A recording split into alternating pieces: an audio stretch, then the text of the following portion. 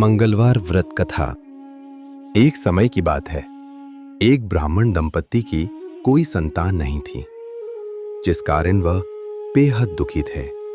एक समय ब्राह्मण वन में हनुमान जी की पूजा के लिए गया। वहां उसने पूजा के साथ महावीर जी से एक पुत्र की कामना की। घर पर उसकी स्त्री भी पुत्र की प्राप्ति के लिए मंगलवार का व्रत करती थी। वो मंगलवार के दिन व्रत के अंत में हनुमान जी को भोग लगाकर ही भोजन करती थी। एक बार व्रत के दिन ब्राह्मणी ना भोजन बना पाई और ना ही हनुमान जी को भोग लगा सकी। उसने प्रण किया कि वो अगले मंगलवार को हनुमान जी को भोग लगाकर ही भोजन करेगी। वो भूखी प्यासी 6 दिन तक पड़ी रही। मंगलवार के दिन वो बेहोश हो गई। हनुमान जी उसकी निष्ठा और लगन को देखकर प्रसन्न हुए।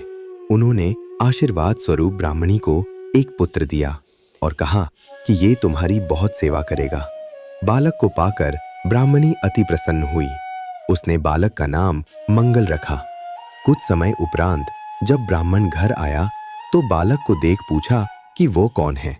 पत्नी बोली कि मंगलवार व्रत से प्रसन्न होकर हनुमान जी ने उसे ये बालक दिया है। ब्राह्मण को अपनी पत्नी की बात पर विश्वास नहीं हुआ। एक दिन मौका देख ब्राह्मण ने बालक को कुएं में गिरा दिया। घर पर लौटने पर ब्राह्मणी ने पूछा कि मंगल कहाँ है। तभी पीछे से मंगल मुस्कुराकर आ गया। उसे वापस देखकर ब्राह्मण आश्चर्यचकित रह गया। रात को हनुमान जी ने उसे सपने में दर्शन दिए और बताया कि ये पुत्र उसे उन्होंने ही दिया है। ब्राह्मण सत्य जानकर बहुत खुश हुआ। इसके बाद ब्राह्मण दंपत्ति प्रत्येक मंगलवार को व्रत रखने लगे।